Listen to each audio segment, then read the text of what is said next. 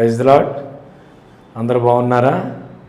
మీ అందరికీ వందనాలు, ప్రభు పేరిట వందనాలు తెలియజేస్తున్నాను.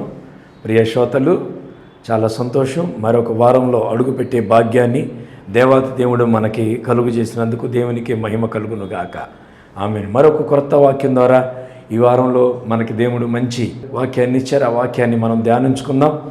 ఇవి అందరికీ తెలిసిన వాక్యాలే అయినా ఓ క్రొత్త కోణంలో దేవుడు మనతో మాట్లాడాలని ఆయన ఆశపడుతున్నాడు. కనుక త్వరగా వచ్చినట్లయితే అందరికి వచ్చి చక్కగా టీవీల ముందు కూర్చోండి. ఈ సమయంలో దేవుని వాక్యాన్ని మనం ధ్యానించుకుందాం. చక్కగా ప్రతిరోజు చాలా వాక్యాలు వింటున్నారు. ఈ రోజున కూడా ఈ యొక్క తేజో మహిమ వర్తమానాలు కార్యక్రమాన్ని వీక్షిస్తున్న మీ అందరికీ కూడా ఆహ్వానం తెలియజేస్తున్నాను. గనుక త్వరగా మీ యొక్క పనులు ముగించుకుని దేవుని సన్నిధికి మీ యొక్క ఇంట్లో ఎక్కడున్నా కానీ ప్రశాంతంగా కూర్చోండి. చక్కగా కొద్ది నిమిషాలు దేవుని మాటలు మనం విందాం.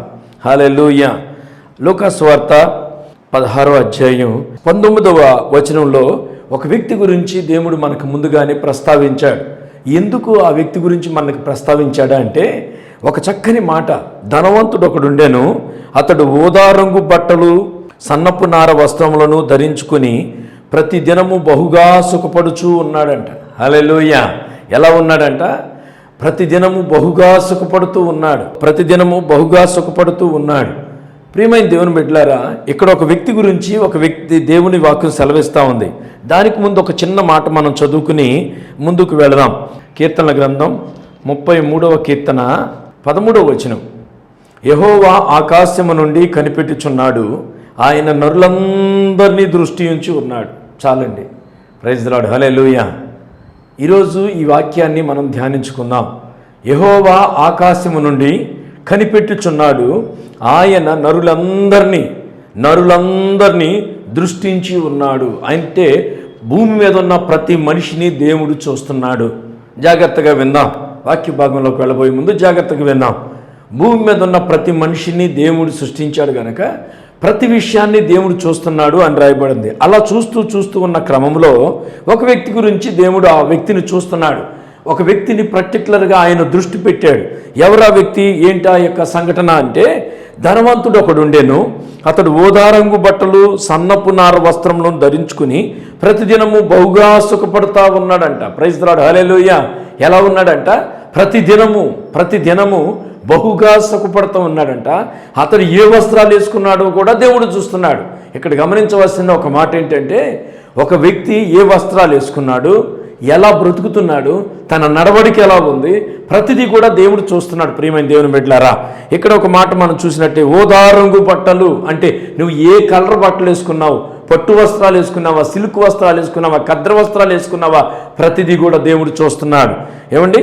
అతడు ఊదారంగు బట్టలు సన్నపు నారు వస్త్రములు ధరించుకుని ప్రతిదినము బహుగా సుఖపడుతూ ఉండెను. ఒక సుఖపడే వ్యక్తి గురించి ముందు చెప్పాడు. అట్ ద సేమ్ టైం అంటే సుఖపడే వాళ్ళని దేవుడు చూస్తాడండి. వాళ్ళకేంటండి, డబ్బు ఉంది, వాళ్ళకి దేవుడు ఆశీర్వదించాడు, మా బతుకులు ఇట్టోని అని అనుకుంటే పొరపాటు. దేవుడు ఇంకొక వ్యక్తి గురించి కూడా ప్రక్కనే రాయబడి ఉంది. పక్కనే ఉన్న వచనం కూడా 20వ వచనం చూస్తే, లాజరు అను ఒక దరిద్రుడుండెను, వాడు కురుపులతో నిండిన వాడై ధనవంతుని ఇంట వాకిట పడి ఉండి అతడి బల్ల మీద నుండి పడు రొట్టె ముక్కలతో ఆకలి తీర్చుకొనగోరెను. ఏమండి? ధనవంతుని ఇంటి ముందే ఒక ఆయన ఉన్నాడంట. ఇక్కడ డబ్బు, ధనవంతుడు పేదవాడు ఇద్దరిని చూసే ఆయన ఒక ఆయన ఉన్నాడు. ఇద్దరిని కలుగు చేసిన ఆయన ఒక ఆయన ఉన్నాడు. ఇద్దరు ఏం చేస్తున్నారో గమనించే ఆయన ఒక ఆయన ఉన్నాడు. ఏమంటే నన్నే పట్టించుకోవట్లేదు, మేము పేదవాళ్ళం కదండి, మమ్మల్ని పట్టించుకోవట్లేదని మనం అనుకుంటాం. కానీ సృష్టికర్తకు అలాంటి తేడా ఉండదండి. ఎవరినైనా పట్టించుకుంటాడు, అందరినీ చూస్తాడు, అందరి ఎడల ఆయన కృప చూపిస్తూ ఉంటాడు. ఇక్కడ కురుపులతో నిండాడంట. లాజరు అనే వ్యక్తి ఉన్నాడు. అతడు ధనవంతుడి ఇంటి ముందు కూర్చున్నాడంట. ఇంటి లోపల కూర్చోలేదు, ఇంటి బెడ్రూమ్లోకి వెళ్ళలేదు, ఇంటి వాకిట్లోకి వెళ్ళలేదండి. దేవుడు ఎంత స్పష్టంగా ఒక వ్యక్తిని గమనిస్తున్నాడో మనం జాగ్రత్తగా గమనిస్తే, ప్రియమైన దేవుని బిడ్డలారా, ధనవంతుని ఇంటి వాకిట పడి ఉండి అతడి బల్ల మీద నుండి పడు రొట్టె ముక్కలతో ఆకలి తీర్చగోరెను.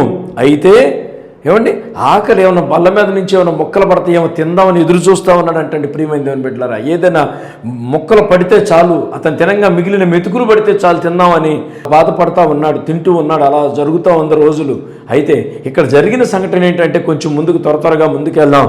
అయితే అతడు ఎలా ఉన్నాడయ్యా, ఏ స్థితిలో ఉన్నాడయ్యా అని అంటే, ధనవంతుడేమో ఊదా రంగు బట్టలు సన్నపు నార బట్టలు వేసుకుని హ్యాపీగా ఉన్నాడు, ప్రతిదినము సుఖపడుతూ ఉన్నాడు. ఇక్కడ దరిద్రుడి విషయానికి వచ్చేసరికి అతడు ఒకళ్ళ ఇంటి ముందు కూర్చున్నాడంట. ఆ ఇంటి ముందు కూర్చుని అతను తినే బల్లం రొట్టె ముక్కలకి ఎదురు చూస్తూ ఉన్నాడంట. మూడవది అతని అనారోగ్య పరిస్థితి గురించి కూడా రాయబడి ఉంది ప్రియమైన దేవుని బిడ్డలారా. ఎలా ఉన్నాడు అని అంటే, అతడు ఏమంటే కురుపులతో అతనికి ఒళ్ళంతా కురుపులు ఉన్నాయంట. ఆ కురుపులని కుక్కలు వచ్చి నాకుతూ ఉన్నాయంట. కుక్కలు వచ్చి నాకుతూ ఉన్నాయి. ఏమంటే ఆ దరిద్రుడు కూడా. అయితే వీళ్ళిద్దరూ ఒకే చోట ఉన్నారు. ఒక రోజు వచ్చింది చూసే చెముడు చూస్తూ ఉన్నాడు. మరణపు గడియ రానే వచ్చింది. ఏమండి అక్కడ జరిగిన సిచ్యువేషన్ ఏంటయ్యా అంటే, ఏమండి ఇక్కడ ఆ దరిద్రుడు చనిపోయి దేవదూతల చేత అబ్రహాము రొమ్మున ఆనుకొని కొనిపోబడెను. ఇద్దరు వ్యక్తుల గురించి చెప్తున్నాడు. ఒక ఆయన పేదవాడు, ఒక ఆయన ధనవంతుడు. ముందుగా చనిపోయింది ఎవరయ్యా అంటే, ఏమన్నా అనారోగ్యంతో కుక్కలు నాకుతూ బలహీనంగా ఉన్న వ్యక్తి ముందుగా చనిపోయాడు. ఇతను చనిపోయినప్పుడు దేవదూతలు దిగొచ్చినాయి అంట పరలోకం నుంచి. దేవదూతలు దిగివచ్చి అతన్ని కొనిపోబడ్డాడు. ఎక్కడ కొనిపోబడ్డాడు? దేవుని ఆకాశం ముందున్న దేవుని దగ్గరికి కొనిపోబడ్డాడు. సరే, ఓకే, అంతవరకు బాగానే ఉంది. నెక్స్ట్ ఇంకో వ్యక్తి గురించి కూడా రాయబడింది. దరిద్రుడు కూడా చనిపోయి పాతి పెట్టబడెను. అప్పుడు అతడు పాతాళములో బాధపడుచు కన్నులెత్తి దూరము నుండి అబ్రహాము అతని రొమ్మును ఆనుకుని ఉన్న లాజరును చూచి, ఏమండి ఈ రెండో వ్యక్తి కూడా చనిపోయాడు. చనిపోయిన ఆ వ్యక్తిని తీసుకెళ్లారంట, పాతి పెట్టబడ్డాడంట. ఎలా తీసుకెళ్లారంటే, ధనవంతుడు చనిపోతే ఏమండి లాజరు చనిపోయినప్పుడేమో, పేదవాడు చనిపోయినప్పుడేమో మున్సిపాలిటీ వాళ్ళు వచ్చి చాపలో చుట్టేసి ఊరి చివరన పాతి పెట్టేశారండి. ధనవంతుడు చనిపోయినప్పుడు గంధపు చెక్కలతో, బంధువులతో, మేళతాళాలతో, ఆర్భాటంతో, ఏమంటే తన ఆస్తిపాస్తులు ఎక్కువగా ఉన్నాయి కనుక, అతను కూడా చనిపోయాడు కనుక ఆర్భాటంతో తీసుకెళ్లారు. ఇక్కడ బాడీని ఇలా తీసుకెళ్తా ఉన్నారు. తన ఆత్మ మాత్రం ముందుగా ఎక్కడికి వెళ్ళిందంటే పాతాళమునికి వెళ్ళిందంట. ఈ శవాన్ని ఇంకా తీసుకెళ్ళి పాతి పెట్టారు. తన ఆత్మ ఎక్కడికి చేరింది? ఇక్కడ మెయిన్ ఇంపార్టెంట్ వాక్యం, ఈ వాక్య భాగంలో ఆత్మ. మనిషి శరీరానికి చావుంది కానీ ఆత్మకు చావు లేదండి. మనిషి శరీరానికి చావుంది కానీ ఆత్మకు చావు లేదు. ఈ ఆత్మ ఒక వ్యక్తి పేదవాడిది, ఒక వ్యక్తి ధనికుడిది. ఇద్దరి ఆత్మల గురించి ఇక్కడ ధ్యానించుకుందాం ఈ రాత్రికాల సమయంలో. ప్రియమైన దేవుని బిడ్డలారా, ఒక్కసారి మనం మాటలు ఆలోచిస్తే, దరిద్రుడు చనిపోయినప్పుడేమో దేవదూతలు తీసుకుని పరలోకానికి తీసుకెళ్లారంట. ధనవంతుడు చనిపోతేనేమో అతన్ని తీసుకుని పాతాళానికి వెళ్ళిపోయాడంట. డైరెక్ట్గా పాతాళంలోకి వెళ్ళిన తర్వాత అక్కడ ఒక వ్యక్తికి తన బాధ చెప్పుకుంటున్నాడు. చూడండి ఆ మాట. పాతాళములో ధనవంతుడు కూడా చనిపోయి పాతి పెట్టబడిను. అప్పుడు అతడు పాతాళములో బాధపడుతున్నాడు. భూమి మీదేమో సుఖపడ్డాడు, పాతాళంలో బాధపడుతున్నాడంట. భూమి మీద ఎలా ఉన్నాడంటే బహుదినములు సుఖపడుచూ ఉండెను అని రాయబడి ఉంది. ఇక్కడ చూస్తే పాతాళములో బాధపడుతూ ఉన్నాడు. అంటే శరీరం ఏమో మట్టిలో పాతి పెట్టబడి ఉంది. ఇప్పుడు బాధపడుతుంది ఎవరు అంటే తన ఆత్మకు చావు లేదు. ఆత్మ నిత్యత్వం ఉంటుంది. ఆత్మకి నిత్యము ఉంటుంది, యుగయుగాలు ఉంటుంది. ఆత్మ అగ్ని ఆరదు, పురుగు చావుదన్నట్టుగా. ఏమండి ఆత్మకు మాత్రం చావు లేదండి. అప్పుడు అతడు పాతాళములో బాధపడుతూ ఉన్నాడు. కన్నులెత్తి ఆత్మకు చూసే కృప ఉంటుందండి. ఆత్మ చూస్తుంది. కన్నులెత్తి దూరం నుండి అబ్రహాము రొమ్మున ఆనుకుని ఉన్న లాజరును చూచి, తండ్రి అయిన అబ్రహామా, నీ ప్రక్కన కూర్చున్నాడే లాజరు, మా ఇంటి ముందు ఉండేవాడు. నీ ప్రక్కన కూర్చున్నాడే లాజరు, మా వాకిటి ముందు కూర్చునేవాడు. నీ ప్రక్కన కూర్చున్నాడే లాజరు, మా ఇంట్లో మేము పెట్టిన ఆహారం తిని బ్రతికేవాడు. నీ ప్రక్కన కూర్చున్న అబ్రహామా, నీ ప్రక్కనే కూర్చున్న ఆ లాజరు, మా ఇంటి ముందు కుక్కలు కురుపులతో ఉన్నాయి. అతనేమో అక్కడ ఉన్నాడేంటి, నేనేమో ఇక్కడ ఉన్నానేంటి, ఇదేంటి ఈ యాతన ఏంటి? ఏమండి ఆ మాట చూస్తే ఎంత భయంకరంగా ఉంటుందోనండి. ఏమండి లాజరును చూచి, తండ్రివైన అబ్రహామా, నా యందు కనికరపడి తన వేలికొన నీళ్లలో ముంచి నా నాలుకను చల్లార్చుటకు లాజరును పంపము. నేను ఇక్కడ యాతన పడుతున్నాను, బాధపడుతున్నాను. నేను ఇక్కడ ఈ వేతన అగ్నిలో మండిపోతున్నాను. ఏమంటే ఆ మాట రాయబడి ఉంది. ఇంకొక మాట చదివితే, లాజరును పంపుము, నేను ఈ అగ్ని జ్వాలలలో యాతన పడుచున్నానని కేకలు వేసి చెప్పాను.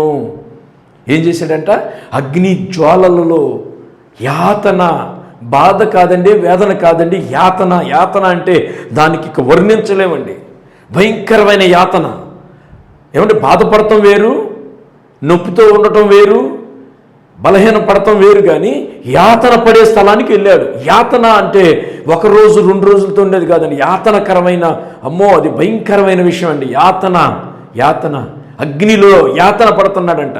ఈ ఆత్మ అగ్నిగుండంలో ఎప్పుడైతే పడిందో అక్కడ యాతన పడుతూ ఒళ్ళంతా కాలిపోతూ ఆ యొక్క శరీరం అంతా కూడా భయంకరమైన ఆ అగ్నిగుండంలో మాడుతూ ఉంటే కేకలు పెడుతున్నాడంట. మామూలుగా పిలవట్లా, తండ్రివైన అబ్రహామా, తండ్రివైన అబ్రహామా, మా ఇంటి ముందున్న లాజరును పంపించి 1,000 కొనన చేత నాకు దప్పిక అవుతుంది, నీళ్లువయ్యా, నీళ్లువయ్యా, నీళ్లు లేకపోతే నేను ఇక్కడ తట్టుకోలేకపోతున్నాను, గ్లాసు నీళ్ళు అడగట్లా, బిందు నీళ్ళు అడగట్లేదండి. ఆయన ఏమడుగుతున్నాడు తెలుసా? 1000 కొనను ముంచి నీళ్లు నాకు తాగిపించు. మీ దగ్గర ఉన్నవాడు, మా ఇంటి ముందున్నాడు, నాకు తెలిసిన వ్యక్తే, ఒక్కసారి పంపించు, తండ్రివైన అబ్రహామా నా దగ్గరికి పంపించని అడుగుతుంటే, ఏమండి ఎంత దారుణమో చూడండి. అగ్నిగుండంలో యాతన. నువ్వు ఈ భూమి మీద నీ ఇష్టానుసారంగా బ్రతికావు, నువ్వు ఈ భూమి మీద నీ ఇష్టానుసారంగా బ్రతుకుతున్నావు. ఒక రోజు వస్తుంది, ఈ లోకాన్ని విడిచి వెళ్ళిన తర్వాత దేవుడు ఎవరో, నిన్ను సృష్టించింది ఎవరో, నీ సృష్టికర్తను నువ్వు మర్చిపోయి సృష్టిని ప్రేమిస్తున్నావు. ఈ సృష్టిని ప్రేమించి భూమి మీద నీ శరీరంలో ఆత్మ ఉన్నప్పుడే దేవుడు ఎవరో తెలుసుకో, సృష్టికర్తను తెలుసుకో. తెలుసుకోకపోతే నీకోసం ప్రాణం పెట్టిన ఆయన, పరలోకాన్ని విడిచిపెట్టి భూమి మీదకి వచ్చిన ఆయన, మనుషులందరి కోసం ప్రాణం పెట్టిన ఆయన, 3వ దినాన్ని తిరిగి లేచిన ఆయన నీకోసం ఎందుకు ప్రాణం పెట్టాడో తెలుసుకోకపోతే మన జీవితం వ్యర్థమండి. ఎందుకు బ్రతుకుతున్నావు మనకే తెలియదు. నీకోసం, నా కోసం ప్రాణం పెట్టిన ఒక ఆయన ఉన్నాడు. ఆయన పేరు నజరేయుడైన యేసు. హల్లెలూయా. ఆయన పేరు నజరేయుడైన యేసు. ఆయన కోసం కానీ నువ్వు బ్రతకపోతే, ఆయన నీ భూమి మీద ఉన్నప్పుడే తెలుసుకుని ఆయన్ని నమ్ముకోకపోతే, ఆయన రక్షకుడిగా నువ్వు అంగీకరించకపోతే, ఏమండి ఎంత భూమి మీద సంపాదించినా, బంగారపు వీధుల్లో తిరిగినా, కోట్ల రూపాయలు సంపాదించినా, ఏమండి ఎంత ఆస్తులున్నా, ఎంత బంగారం ఉన్నా, ఎంత వెండి ఉన్నా, ఓదా రంగు బట్టలు వేసుకున్నా, సన్నపు నార బట్టలు వేసుకున్నా, బహుగా సుఖపడుతూ ఉన్నా, ఎంతో పలుకుబడి ఉన్నా, ఒక్కరోజు నువ్వు కన్ను మూయడం ఖాయం. నిత్య అగ్నిగుండానికి వెళ్ళడం ఖాయం. నిత్య అగ్నిగుండానికి వెళ్ళి యాతన పడే రోజు ఒకటి ఉంది. యాతనకరమైన దినం ఉంది కనుకనే, యాతనకరమైన స్థలం ఒకటి ఉంది కనుకనే దానిలోకి నువ్వు వెళ్ళకూడదని, నిన్ను తప్పించాలని, ఇదిగో ఈరోజు అనేక మంది సేవకుల చేత నీకు ఈ వాక్యాన్ని దేవుడు నీకు ముందుగానే తెలియచేస్తున్నాడు. విన్నావా? రక్షించబడతావు. వినలేదా? నీ ఇష్టం, నీకే ఛాన్స్. బలవంతం ఏమీ లేదు దీనిలో. తెలుసుకున్నావా?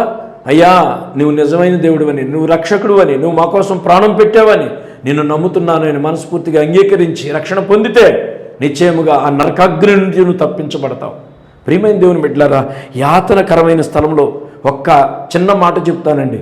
ఒక బుడ్డి కానీ లేకపోతే ఒక క్యాండిల్ కానీ వెలిగించి, ఆ క్యాండిల్లో ఒక్క నిమిషం కానీ మనం ఒక్క నిమిషం చాలు, ఆ క్యాండిల్ మీద కానీ మనం వేలు పెడితే, వెలుగుతున్న క్యాండిల్ మీద వేలు పెడితే ఒక 1/2 నిమిషం పెట్టగలుగుతావేమో, లేకపోతే నిమిషం పెట్టగలుగుతావేమో. ఒక 2వ నిమిషంలో నువ్వు తట్టుకోలేవు. 2వ నిమిషంలో నువ్వు ఆ వేడికి తట్టుకోలేక చెయ్యి తీసేసి అబ్బా కాలిపోతుందని బాధపడతావే. ఏమండి, శరీరం అంతా దేవుడిచ్చిన ఆత్మ యుగాలు కాలిపోయే ఒక భయంకరమైన స్థలం అది, యాతనకరమైన స్థలం. ఆ యాతనకరమైన స్థలం నుంచి నువ్వు తప్పించబడాలి అంటే ఈ రాత్రికాల సమయంలో నువ్వు నిజరక్షకుడైన దేవుణ్ణి నువ్వు ఆయన నమ్మి విశ్వసిస్తే చాలండి. ఆ యాతనకరమైన నుంచి తప్పించబడతావు. రక్షణ పొందితే చాలు, ఆ యాతనకరమైన స్థలం నుంచి నువ్వు రక్షించబడతావు. ప్రియమైన దేవుని బిడ్డలారా, మనలాగే ఇదే భూమి మీద బ్రతికిన ధనవంతుడు, సుఖభోగాలను అనుభవించిన ధనవంతుడు, యాతనకరమైన స్థలం అగ్నిగుండంలో మండుతూ తను ఒక స్టేట్మెంట్ మనందరికీ, భూమి మీద ఉన్న ప్రజలందరికీ ఒక స్టేట్మెంట్ ఇస్తున్నాడండి. ఆయన ఒక స్టేట్మెంట్ ఇస్తున్నాడు. ఏమని ఇస్తున్నాడో చూద్దామండి. ఆ మాట చదువుదాం. లూకాసు వార్త 16వ అధ్యాయంలో 25వ వచనం చదువుదాం. లాజరును పంపుము, నేను ఈ అగ్నిజ్వాలలో యాతన పడుచున్నానని కేకలు వేసి చెప్పాను. అందుకు అబ్రహాము, కుమారుడా, నీవు నీ జీవిత కాలమందు నీకిష్టమైనట్లుగా సుఖమును అనుభవించితివి, అలాగుననే లాజరు కష్టము అని అనుభవించినని జ్ఞాపకము చేసుకునము. ఇప్పుడైతే వాడిక్కడ నెమ్మది పొందుచున్నాడు. ఎలా ఉన్నాడంట? భూమి మీద కొన్ని కష్టాలు వచ్చినా తట్టుకునే శక్తిని దేవుడు మనకిస్తాడండి. కష్టాలు వస్తాయి, శ్రమలు వస్తాయి, ఇబ్బందులు వస్తాయి, వచ్చిన తట్టుకునే శక్తిని దేవుడు నీకు ఇస్తాడు. భూమి మీద కొంతకాలమే, 60-70 సంవత్సరాల జీవితం కోసం కోట్ల రూపాయలు సంపాదిస్తున్నావు, లక్షల రూపాయలు సంపాదిస్తున్నావు, కోట్ల రూపాయలు సంపాదిస్తున్నావు. ఒకరోజు కన్ను మూస్తే నీ ₹1,00,00,000 ₹1 కూడా నీతో పాటు రాదు, ఒక్క పైసా కూడా నీతో రాదు. నువ్వు చేసిన మంచి పనులు నీతో వస్తాయి, నువ్వు చేసిన అవి వస్తాయి, కానీ నీ ఆత్మకు మాత్రం చేసిన మంచి పని కూడా ఆగిపోద్ది అక్కడ. ఏమండి, ఎప్పుడైతే నువ్వు ఆయన నమ్మి ఆ నిత్యాగ్నిగుండకు వెళ్లకుండా రక్షణ పొందకుండా కానీ ఉన్నావా, మొత్తం వేస్ట్, చేసిన పనులన్నీ వేస్ట్ అయిపోతాయి. కాబట్టి ప్రియమైన దేవుని బిడ్డలారా, నిత్య నరకానికి గుండానికి నువ్వు వెళ్లకుండా ఉండాలి అంటే, నువ్వు ఆ మరణపు గండం నుంచి తప్పించకుండా ఉండాలంటే లోకరక్షకుడైన దేవుణ్ణి నమ్ము, విశ్వసించు. నిశ్చయముగా నీ మరణం, నీ యొక్క ఆత్మను నిన్ను నీవే రక్షించుకునే ఒక అవకాశాన్ని దేవుడు ఇస్తున్నాడు.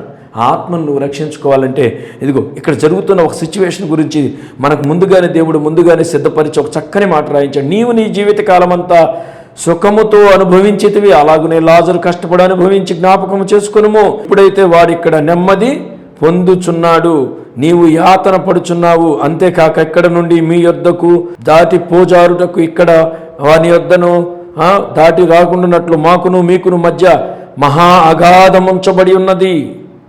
ఏమండి, నీకు నాకు అక్కడ దూకెళ్ళటానికి ఇది ఏమన్నా గోడ కాదండి. అక్కడ దూకెళ్ళటానికి ఇది గోడ కాదు, భయంకరమైన లోయ, ఒక అగాధం ఉందంట.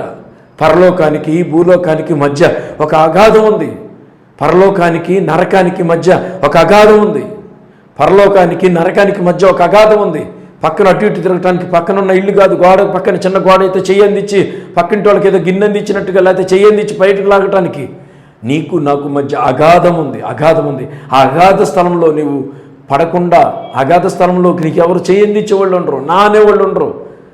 నీతో బంధాలన్నీ ఇక్కడ ఈ భూమి మీద ఉన్నంత వరకే నీకే బంధాలు, అనుబంధాలు. ఏమండి, నీ ఆత్మ ఎప్పుడైతే నీ శరీరం నుంచి విడిపోతుందో, నీ ఆత్మ ఎప్పుడైతే నీ శరీరం నుంచి విడిపోతుందో, ఈ భూలోకానికి, ఈ బంధాలకి అన్నిటికీ ఫుల్ స్టాప్ అయిపోద్ది. నీ శరీరం ఇక్కడే ఉంటుంది, ఫలానా వ్యక్తి ఇక్కడే ఉన్నాడు కదండి, ఆయన ఈ లోకాన్ని విడిచిపోయాడండి అని అంటాం. కానీ నీ శరీరం, నువ్వు వేసుకున్న బట్టలు అలాగే ఉంటాయి, నీ శరీరానికి వేసుకున్న ఉంగరాలు అలాగే ఉంటాయి, నీ చేతులకు వేసుకున్న బ్రాస్లెట్లు అలాగే ఉంటాయి, బంగారపు వెండి అన్నీ అలాగే ఉంటాయి. కానీ నీలో దేవుడు పెట్టిన ఆత్మ ఎప్పుడైతే నిన్ను శరీరాన్ని విడిచి వెళ్ళిపోద్దో ఏమండి, నీ శరీరానికి రూపాయి విలువ కూడా లేదండి, రూపాయి విలువ కూడా లేదు. ఏనుగన్నా చచ్చిపోతే 10,000 కన్నా కొంటారంట. ఏనుగు చచ్చిన 10,000, బతికిన 10,000 అంటారు. మనిషి శరీరానికి పైసా విలువ కూడా లేదు. తీసుకెళ్ళి బూడిదలో పెట్టేస్తారు అంతే. బూడిదైపోవటమా, కాల్చివేయడమా, గుంటలో పాతి పెట్టడమా, దేనికి పనికిరాదు. ఈ శరీరం దేనికి పనికిరాదు. ప్రియమైన దేవుని బిడ్డలారా, ఈ సమయంలో మనందరం ఒక మాట మనం జాగ్రత్తగా గమనించినట్లయితే, నీ శరీరం ఉంది కదా అని, అందం ఉంది కదా అని, డబ్బు ఉంది కదా అని మన ఇష్టం వచ్చినట్టు ప్రవర్తిస్తే యాతనకరమైన స్థలంకి వెళ్తాం. జాగ్రత్త. ఇంకొక మాట మనం చదువుకుందాం. లూకాసు వార్త 16వ అధ్యాయం 27వ వచనం మనం ఒకసారి చదివితే, అలాగైతే నా యందు ఏమంటే ఒక చక్కని మాట చెబుతున్నాడండి ధనికుడు. ఏమండి, ఈ భయంకరమైన అగాధ స్థలము, ఈ యొక్క అగ్నిగుండం నుంచి తప్పించుకోవాలంటే నేనేం చెయ్యాలయ్యా? అబ్రహాం గారు మన పితరుడైన అబ్రహాము ఏమండి అక్కడ నెమ్మది పొందుతూ ఉన్నాడు, లాజరు నెమ్మది పొందుతూ ఉన్నాడు. ప్రశాంతమైన స్థలం, దివ్యమానమైన స్థలం, దేవుని దేవదూతలు సంచరించే స్థలము, అక్కడ ఆకలి దప్పికలు లేని స్థలం, పరిశుద్ధమైన స్థలం, మనుషులు అపవిత్రులు ఎవరో నివసించిన స్థలం, దొంగలు ఉండని స్థలం, దోపిడీలు జరగని స్థలం, ఒక పరిశుద్ధమైన నాయకుడు, దేవుడే నాయకుడిగా ఉండి నడిపిస్తున్న పరలోకపు మహాపట్టణంలోకి అడుగుపెట్టే భాగ్యాన్ని దేవుడు మనకి ఇవ్వబోతున్నాడు. ఈ భూమి మీద నువ్వు తీసుకునే నిర్ణయాన్ని బట్టి, ఈ భూమి మీద నువ్వు తీసుకునే మంచి నిర్ణయాన్ని బట్టే ఆయన నీకు ఒక స్థలాన్ని సిద్ధపరుస్తున్నాడు. ఈ భూమి మీద ఉన్న చిన్న ఇల్లు లేక ఇబ్బందులు పడతా ఉండొచ్చు, కానీ ఒక రోజున కన్ను మూస్తే పరలోకంలో దేవుని దగ్గర ఉండే మహాపట్టణంలో అడుగుపెట్టే భాగ్యాన్ని ఇస్తాడు. ఈ ధనికుడికి ఆ యాత్ర పడుతూ, అగ్ని జ్వాలల్లో యాత్ర పడుతూ, ఏమండి ఆ అగ్నిగుండం నుంచి ఎప్పుడైతే అయ్యా లాజరును పంపించి కాస్త నీళ్ళు ఇవ్వయ్యా, అయ్యా ఒక్క చుక్క నీళ్ళు ఇవ్వయ్యా అని బ్రతిలాడుతూ ఉంటే అంటాడు, అయ్యా నీకు మాకు మధ్య పెద్ద అగాధం ఉంది, దాటి వెళ్ళటానికి అవకాశం లేదంటే ఇక అర్థమైపోయింది, నేను రావాల్సిన చోటకి భయంకరమైన స్థితికి వచ్చేసాను, నా పని అయిపోయింది. అయ్యా అబ్రహాం గారు, ఒక్క మాట నాకు ఒక అవకాశం ఇస్తారా? ఒక్క అవకాశం నాకే ఉండయ్యా. ఏంటయ్యా నీ సమస్య అంటే, అయ్యా ఇదే భూమి మీద నా సహోదరులు ఇంకా కొంతమంది ఉన్నారు, మా అక్క, మా అన్నతమ్ముళ్ళు, మా బంధువులు, మా స్నేహితులు నాలాగే మంచి వస్త్రాలు వేసుకుని నాలాగే భయంకరంగా ఈ లోకమే ప్రపంచం అనుకుని ఈ లోకంలోనే అధికారం కోసం ఈ లోకమనే ఆర్భాటాల కోసం బ్రతుకుతున్న వాళ్ళు చాలామంది ఉన్నారయ్యా. అయ్యా, ఈ యొక్క భయంకరమైన స్థితిలోకి వాళ్ళు రాకూడదయ్యా. నేను ఎట్లా తప్పైపోయింది.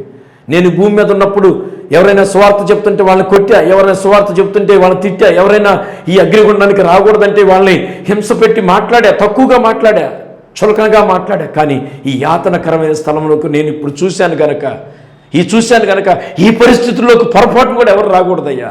గనుక నాయన అబ్రహాం గారు, దయచేసి నాయన, నా బంధువులు, నా అన్నదమ్ముళ్ళు 5 సహోదరులు ఉన్నారు, వాళ్ళకి నేను వెళ్ళి ఒక్కసారి భూమి మీదకి వెళ్ళి, ఒరే భయంకరమైన యాతనకరమైన స్థలం ఉంది, ఈడకి రావద్దు, భూమి మీద ఉండగానే ఆయన్ని నమ్ముకోండి అని చెప్తానయ్యా. ఒక్క అవకాశం ప్లీజ్ అబ్రహాం గారు, ప్లీజ్ అని బ్రతిమలాడుతుంటే, ఏమండి, నీకు అవకాశం లేదు, నువ్వు భూమి మీదకి వెళ్ళడానికి అవకాశం లేదు, నువ్వు వెళ్ళి చెప్పినంత మాత్రాన వాళ్ళు మారుతారని నువ్వు అనుకుంటున్నావు, నీ భ్రమ కాదు. అక్కడ ఇప్పుడు సువార్త ప్రకటించడానికి వాళ్ళ ఇంటి పక్కనే చాలా చర్చీలు ఉన్నాయి, వాళ్ళ ఇంటి పక్కనే చాలామంది సేవకులు ఉన్నారు.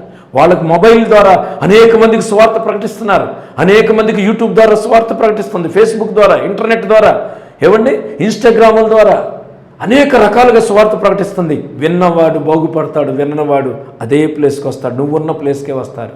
నువ్వు వెళ్ళటానికి లేదు. ఇక భూమి మీద నీలో, నీ శరీరంలో దేవుని ఆత్మ ఉన్నప్పుడే నువ్వు తీసుకోవాల్సిన నిర్ణయాన్ని నువ్వు తీసుకోవాలి. లేకపోతే నిత్య అగ్నిగుండంలోకి వెళతారు వాళ్ళు. ఈరోజు అనుకుంటున్నారు క్రైస్తవులు, అయిపోయిందిరా, వీళ్ళకి ఏమీ లేదురా అని. కానీ ఇక్కడ కన్ను మూస్తే పరలోకంలో దేవుని దగ్గర ప్రశాంతమైన జీవితం మాకుంది. భూమి మీద మేము తీసుకున్న నిర్ణయం, చాలామంది తీసుకున్న మంచి నిర్ణయాన్ని బట్టి కన్ను మూసిన దేవుని దగ్గర ఉంటాం. ఎక్కడి నుంచి వచ్చామో అక్కడికే వెళ్తాం. మమ్మల్ని సృష్టించింది ఎవరో, మా సృష్టికర్త ఎవరో మాకు తెలుసు. ఇంకా నమ్మని నీవు తెలుసుకోవాలి. త్వరగా నమ్ముకో. పరిస్థితులు బాగోవాలి. దుర్దినాల్లో మనం ఉన్నాం.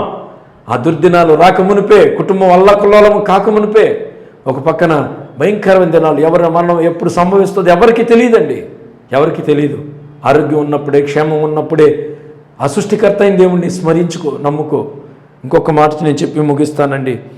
27వ వచనం అంటే, అలాగైతే వారు ఈ వేదనకరమైన స్థలమునకు రాకుండా వారికి సాక్ష్యం ఇచ్చుటకై నా సొంత ఇంటికి వారిని పంపవలనని నేను వేడుకొంచున్నాను. అందుకు అబ్రహాము వారి యొద్ద మోషేయు ప్రవక్తలు ఉన్నారు, వారి మాటలు వినవలెనని అతనితో చెప్పగా, అప్పుడు అతడు, తండ్రివైన అబ్రహాము, అలాగనొద్దయ్యా, మృతుల్లో నుండి ఒకడు వాని యొద్దకు వెళ్ళిన ఎడల వారు మారు మనస్సు పొందునేమో.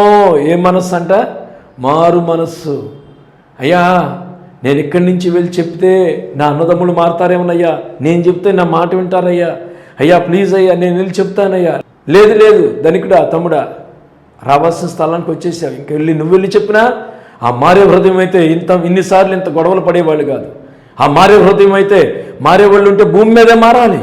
ఇప్పుడు నువ్వు వెళ్ళి చెప్పే అవకాశమే లేదు. ఏమండి, సువార్త ద్వారాలు వినబడుతున్నప్పుడే నువ్వు రక్షణ పొందు. ఆ తర్వాత యేసు ప్రభు గురించి నాకు చెప్పండి, ఇప్పుడు నేను వింటానంటే ఒక రోజు రాబోతుంది. ఆ రోజున తలుపులు మూయబడ్డ తర్వాత నేను వెళ్ళి నాకు యేసు ప్రభు కావాలన్నా దొరకని, సువార్త దొరకని, దేవుని మాటలు వినని పరిస్థితులకు వచ్చినప్పుడు ఆ రోజు నువ్వు ఏడ్చినా ఉపయోగం లేదు. దీపం ఉండగానే దేవుని వాక్యం వినపడుతున్నప్పుడే, నీ చెవుల్లో పడుతున్నప్పుడే, నీ కళ్ళల్లో పడుతున్నప్పుడే, ఏదో ఒక విధంగా దేవుని వాక్యం నీ మొబైల్లోకి వచ్చినప్పుడు వేస్ట్ అన్ని చూస్తున్నావు. కానీ దేవుని వాక్యం ఏదో ఒక సేవకుడి ద్వారా, ఒక్క మాట ద్వారా నీ హృదయం ఆయన వైపు తిప్పుకుంటే నిశ్చయముగా నువ్వు నరకాగ్నిగుండం నుంచి తప్పించబడతావు. నరకాగ్నిగుండం నుంచి ఖచ్చితంగా తప్పించబడతావు. ఈ రాత్రికాల సమయంలో ప్రియమైన దేవుని బిడ్డ, నీతో దేవుడు సూటిగా తేటగా మాట్లాడుతున్నాడు. నీ పితరులు చనిపోయారు, వాళ్ళు ఎక్కడికి వెళ్ళారో నీకు తెలియదు.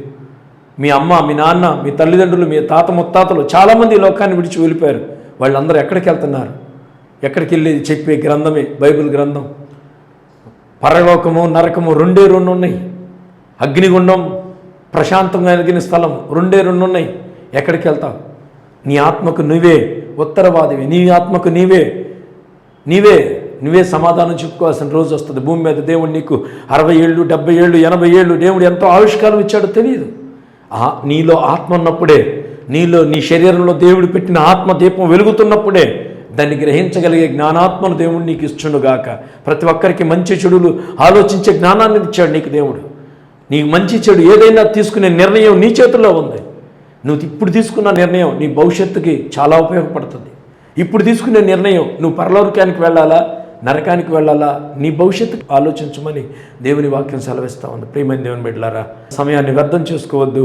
సృష్టికర్త అయిన దేవుడు భూమి మీద ప్రతి మనిషిని, ప్రతి సృష్టిని, సూర్యచంద్ర నక్షత్రాలను, భూమి మీద సమస్తాన్ని కలుగు చేసిన దేవుడు. ఏమండి, నరుడు నీ ఆత్మ, జీవాత్మను, ఆయన ఆత్మను నీలో పంపించాడు కనుక మనం లేచి తిరగలుగుతున్నాం, లేచి నడవగలుగుతున్నాం, ఈరోజు మాట్లాడగలుగుతున్నాం అంటే ఆయన ఆత్మ ఈ శరీరంలో ఉంది కనుకనే.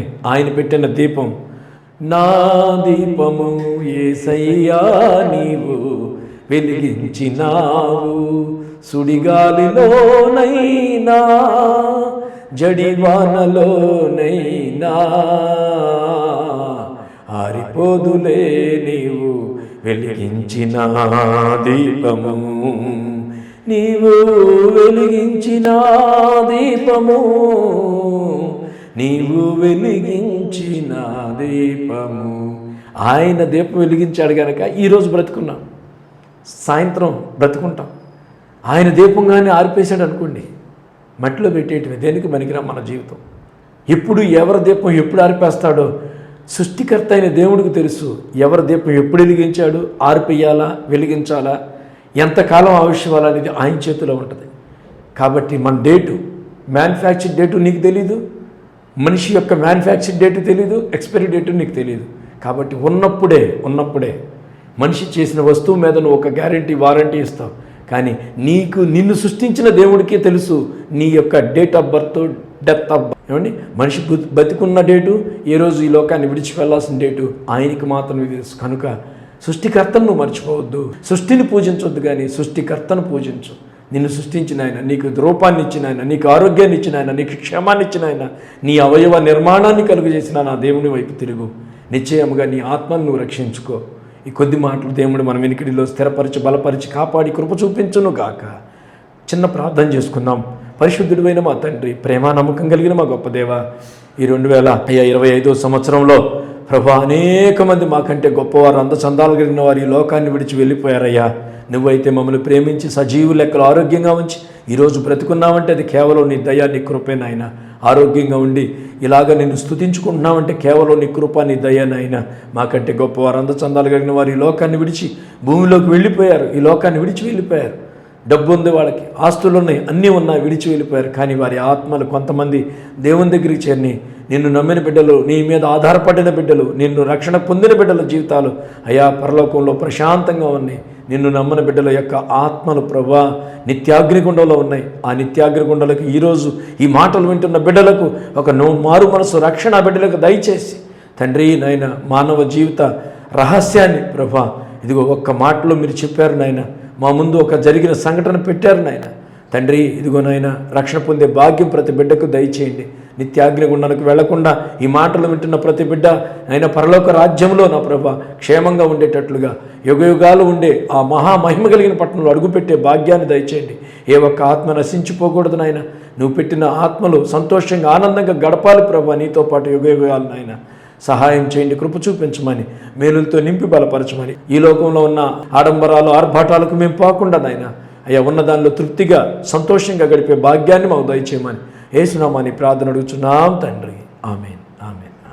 మే గాడ్ బ్లెస్ యూ. దేవుడు మిమ్మల్ని దీవించి ఆశీర్వదించును గాక.